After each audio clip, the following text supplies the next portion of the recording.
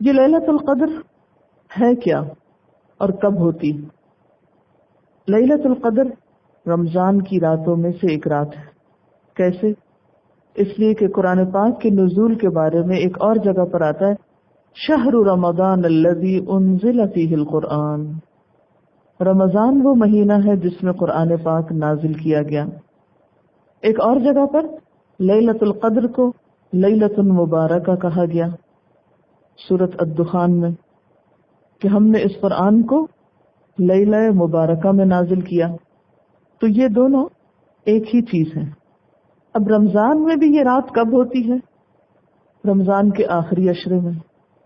عبادہ بن صامت کہتے ہیں کہ آپ صلی اللہ علیہ وسلم اپنے حجرے سے نکلے، آپ لوگوں کو لیلۃ القدر کے بارے میں بتانا چاہتے تھے کہ اتنے میں 2 مسلمان لڑ پڑے۔ آپ نے فرمایا میں اس لیے نکلا تھا کہ تمہیں لیلۃ القدر بتاؤں، مگر فلاں اور فلاں لڑ پڑے تو وہ بات میرے دل سے اٹھا لی گئی، اور اسی میں شاید تمہارے لیے بہتری ہو۔ اب تم اسے آخری عشرے کی 7ویں، 9ویں اور 5ویں رات میں تلاش کرو۔ یہ بخاری کی روایت ہے۔ اسی طرح کچھ اور روایات میں یہ رمضان کی ساری طاق راتوں میں تلاش کرنے کے لیے کہا گیا ہے۔ ابی ابن کعب کی روایت میں آتا ہے کہ یہ 27ویں رات ہے۔ اسی طرح حضرت عمر، حضرت حذیفہ اور کچھ اور صحابہ کرام کو بھی اس میں کوئی شک نہ تھا کہ یہ رمضان کی 27ویں رات ہے۔ بہرحال راجح بات یہی ہے کہ رمضان کے آخری عشرے کی کوئی بھی طاق رات ہو سکتی ہے، اور بعض روایات میں کوئی بھی رات ہو سکتی ہے۔ اب ایک اور سوال باقی رہ جاتا ہے، اور وہ یہ کہ قدر کو قدر کیوں کہا گیا؟ قدر کا کیا معنی ہے؟ قدر کا ایک معنی ہوتا ہے اندازہ کرنا، فیصلہ کرنا، کیونکہ اس رات میں سال بھر کے فیصلے کیے جاتے ہیں، اس لیے اس کو لیلۃ القدر کہا گیا۔ اسی لیے اس کو لیلۃ الحکم بھی کہا جاتا ہے، فیصلوں کی رات۔ اسی طرح قدر کے معنی تنگی کے بھی ہیں، یعنی اس رات آسمان سے زمین پر اتنے فرشتے اترتے ہیں کہ زمین تنگ ہو جاتی ہے، یعنی کہیں دل دھرنے کی جگہ نہیں ہوتی۔ شب قدر یا تنگی کی رات۔ پھر اسی طرح اس لیے بھی اس کو لیلۃ القدر کہا جاتا ہے کہ اس رات میں جو بھی عبادت کی جاتی ہے اس کی اللہ تعالیٰ کے ہاں بہت قدر کی جاتی ہے، بہت قدر و منزلت ہے، اسے بہت اپریشیٹ کیا جاتا ہے۔ اس کی اصل قدر و قیمت تو اللہ تعالیٰ ہی جانتا ہے، یا یہ کہ اس میں جو فیصلے کیے جاتے ہیں وہ اسی کو معلوم ہے۔ اور اگر اس کو فیصلوں سے نسبت دی جائے تو بات یہ ہے کہ کسی بھی ملک کے اندر مثلا جب پارلیمنٹ کا اجلاس بلایا جاتا ہے، یا پھر قانون سازی ہوتی ہے، یا پھر جو قانون نافذ کرنے والے ادارے ہوتے ہیں، تو ان سب کی اپنی ایک امپورٹنس ہوتی ہے کسی ایک سلطنت میں۔ اور کہاں یہ کہ اللہ تعالیٰ کے فیصلے جو اس نے پہلے سے کر رکھے ہیں وہ سال بھر کا بجٹ فرشتوں کے حوالے کر دیا جاتا ہے اس کو امپلیمنٹ کرنے کے لیے، نافذ کرنے کے لیے۔ تو وما ادراک ما لیلۃ القدر، تمہیں کیا خبر کہ لیلۃ القدر کیا ہے، اس میں کس قسم کے فیصلے ہوتے ہیں، اس کی کتنی اہمیت ہے، اس میں عبادت کا کتنا اجر و ثواب ہے، اس میں فرشتوں کا نزول کس طرح ہوتا ہے، اور اس میں خاص طور پر جو قرآن کی نعمت کا اتارا جانا ہے، یہ تاریخ انسانی کا ایک بہت بڑا کام ہے۔ تم نہیں جانتے اس رات کی قدر و قیمت، یعنی لیلۃ القدر کی جتنی بھی اہمیتیں ہیں ان سب میں بڑھ کر کیا ہے کہ اس میں انا انزلناہ فی لیلۃ القدر، کہ اس میں قرآن پاک کا نزول ہوا۔ اگرچہ اور بہت سے فیصلے ہوتے ہیں، مثلا کس کو سزا دینی ہے، کس حکومت کو گرایا جانا ہے، کس کو عزت بخشنی ہے، کون بیمار ہوگا، کون مرے گا، کون کیا کام کرے گا، یہ سارے کا سارا منصوبہ فرشتوں کے حوالے کر دیا جاتا ہے۔ اور پھر ہر فرشتہ یا ہر ڈپارٹمنٹ، ہر شعبہ اپنے اپنے حصے کا کام بھاگ بھاگ کے کرتا رہتا ہے، اور یفعلون ما یؤمرون ہوتا ہے۔ جو اللہ تعالیٰ کے ہاں ان کو حکم ملتا ہے وہ پوری طرح اس پر عمل پیرا ہوتے ہیں۔ لیلۃ القدر خیر من الف شہر، اللہ تعالیٰ خود بھی اس کا جواب دیتے ہیں کہ لیلۃ القدر 1000 مہینوں سے بہتر ہے۔ 1000 مہینے میں 83 سال اور 4 مہینے بنتے ہیں، 83 years and 4 months. لیکن عربوں کے ہاں 1000 سب سے بڑا فگر تھا. عربوں کے ہاں جو گنتی ہے اس میں 1000 سب سے بڑا گنتی کا عدد. ویسے بھی گننے گنانے سے ان کو کوئی زیادہ کام نہیں ہوتا تھا، لیکن ان کے ہاں سب سے بڑا فگر. آپ کے ہاں کیا ہے؟ ارب، خرب، ہر زبان میں ایک ہوتا نا. ہمارے ہاں خرب ہے جو عام استعمال میں سب سے بڑا عدد شمار ہوتا ہے. تو ان کا سب سے بڑا عدد 1000 ہوتا تھا، 1000. تو 1000 کا ایک معنی اگر لیا جائے تو پھر وہ 83 سال اور 4 مہینے بنیں گے اگر اس کو لٹرلی کاؤنٹ کریں، جمع تفریق کریں.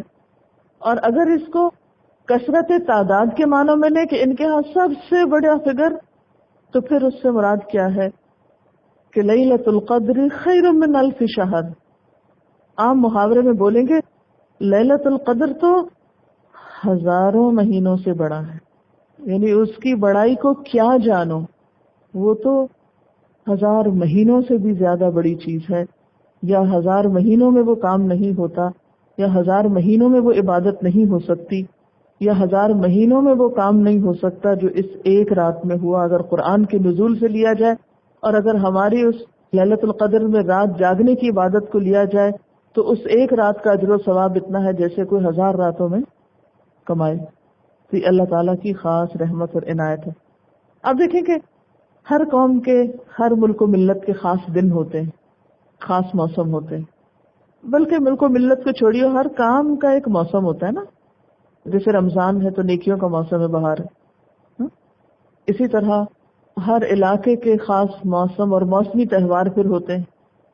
ہمارا تو اسلامی تہوار عید الفطر اور عید الاضحیٰ ہے نا، لیکن کچھ قوموں کے موسمی تہوار ہوتے ہیں، مخصوص دنوں پہ تہوار منائے جاتے ہیں.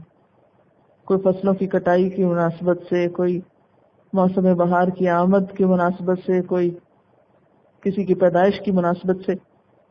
تو اسلام میں اور خاص طور پر اللہ تعالیٰ کے ہاں جو خاص دن ہیں، خاص مہینے ہیں، وہ انسانیت کی بھلائی کے کاموں سے وابستہ ہے، جس میں سب سے بڑا کام کلام اللہ کا نازل ہونا ہے.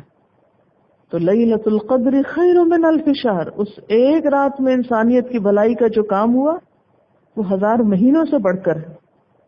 اور اس ایک رات میں جو شخص عبادت کرتا ہے وہ طویل عمر کی عبادت سے زیادہ ثواب پا لیتا ہے. اسی لیے سیدنا ابو ہریرہ رضی اللہ تعالیٰ عنہ کہتے ہیں کہ آپ صلی اللہ علیہ وسلم نے فرمایا، جو شخص لیلۃ القدر میں ایمان اور احتساب کے ساتھ قیام کرے اس کے پچھلے سارے گناہ معاف کر دیے جاتے ہیں.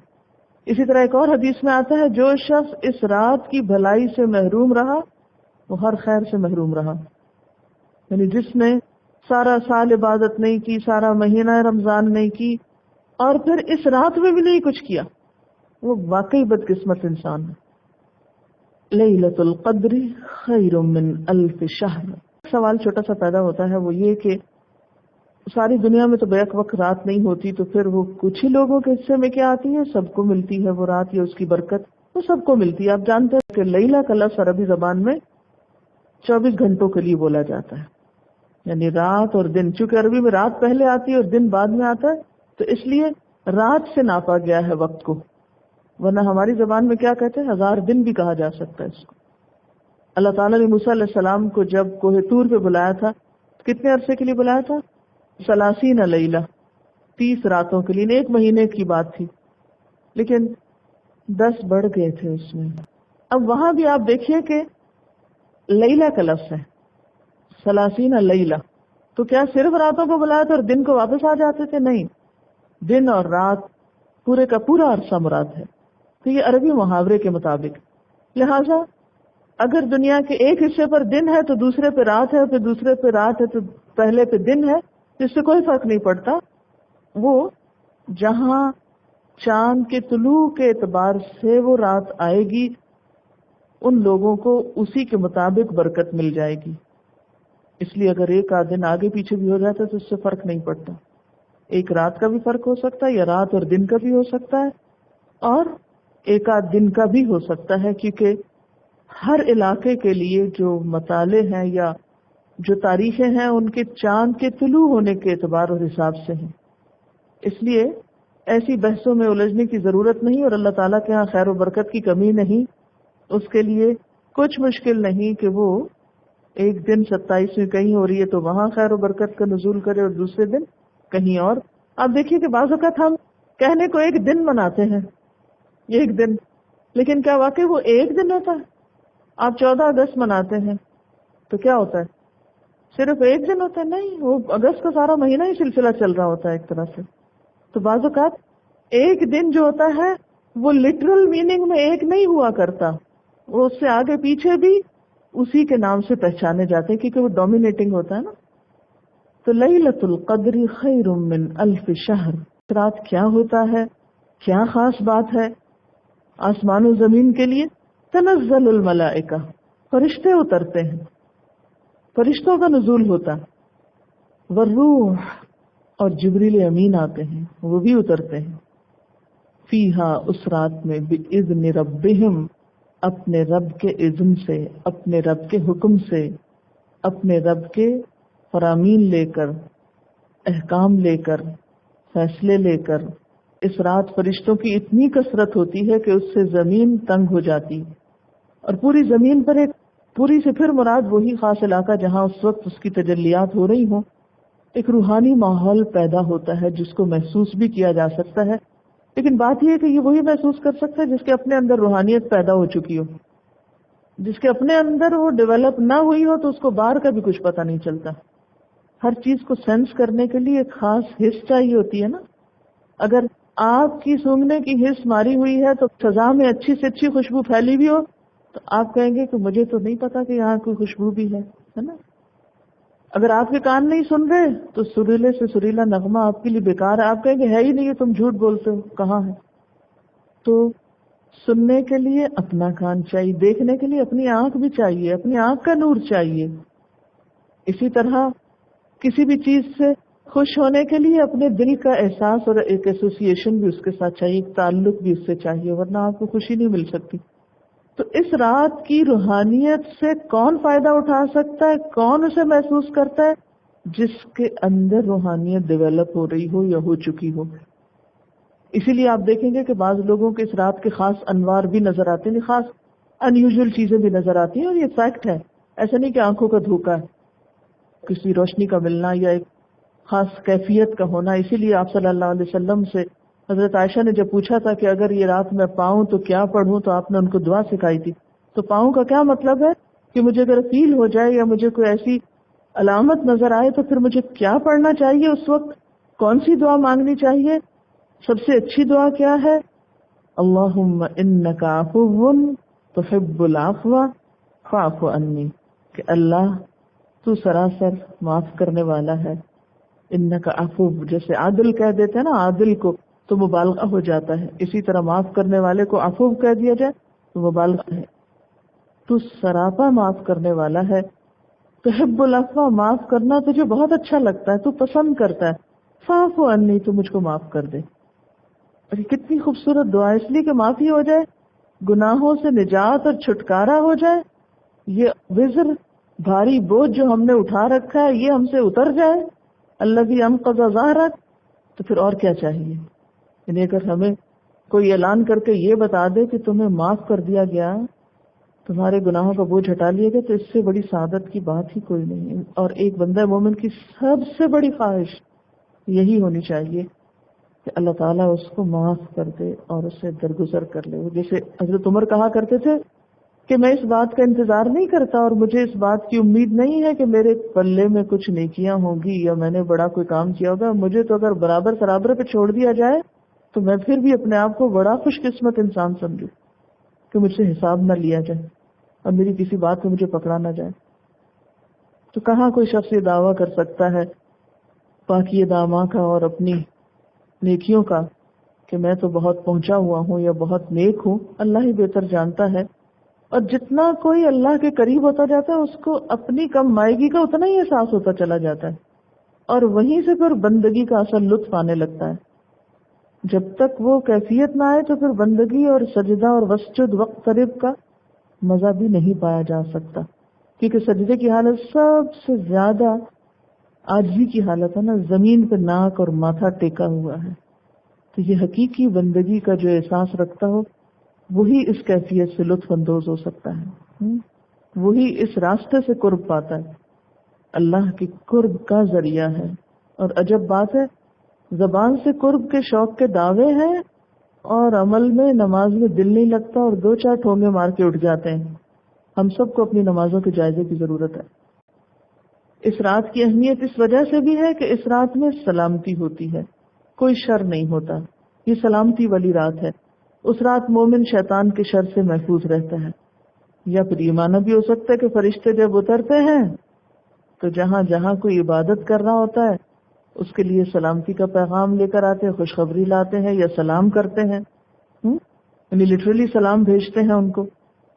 یا یہ کہ ساری رات عبادت کرنے والوں کے لیے دعاؤں میں مشغول رہتے ہیں کہ اللہ ان کو سلامت رکھنا، ان کی پکڑ نہ کرنا.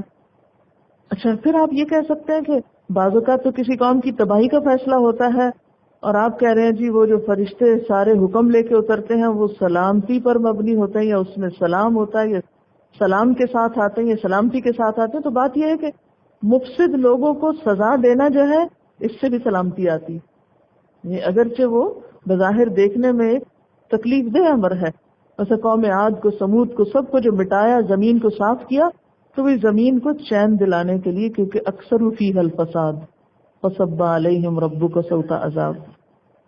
پھر اسی طرح یہ بات بھی ہے کہ جب فرشتے اترتے ہیں اللہ تعالیٰ کے احکامات لے کر تو آسمانوں پہ سخت پہرا ہوتا ہے. جیسے وحی کے اترتے وقت ایک سخت پہرا ہوتا تھا، تو اسی طرح ان فرشتوں کے نزول کے وقت شیاطین کو پاس نہیں پھٹکنے دیا جاتا. ورنہ تو جب جبریل امین باقی فرشتوں سے معاملات طے کر رہے ہوں، کوئی شیاطین چھپ کے گھس کے کچھ نہ کچھ سن کے آگے جا خبریں پہنچائیں کہ اس سال فلاں فلاں نے مرنا ہے اور فلاں کے ہاں یہ بچہ پیدا ہونا ہے، جیسے عام طور پر کاہن اور نجومی لوگ کیا کرتے ہیں. نہیں، سلامتی کے ساتھ سلامت حکم لے کر بغیر لیک ہوئے اور چرائے پورے کے پورے لے کے اترتے ہیں. ہی حتی مطلع الفجر، یہ رات یا اس کی برکات باقی رہتی ہیں جب تک کہ فجر طلوع ہو جاتی، کیونکہ فجر اعلان ہے رات کے خاتمے کا. تو اس رات کی بھی ایک صبح ہو جاتی ہے، جیسے قرآن کے نزول کے ساتھ دور جاہلیت میں ایک صبح آ گئی تھی اور سلامتی آ گئی تھی. تو لیلۃ القدر کی رات شروع رات سے آخر رات تک خیر و برکت کی رات ہے. اس لیے انسان جس حصے میں بھی عبادت کر لے اس کے لیے فائدہ مند ہے. کچھ لوگ تو ساری رات جاگتے ہیں ماشاءاللہ، کچھ شروع کا حصہ جاگ لیتے ہیں، کچھ دوبارہ اٹھ کے جاگ لیتے ہیں. بہرحال فجر کے وقت تک آپ اجر و برکت سمیٹ سکتے ہیں، اس کے بعد پھر وہ آپ سے رخصت ہو جاتی. والصبح اذا تنفس.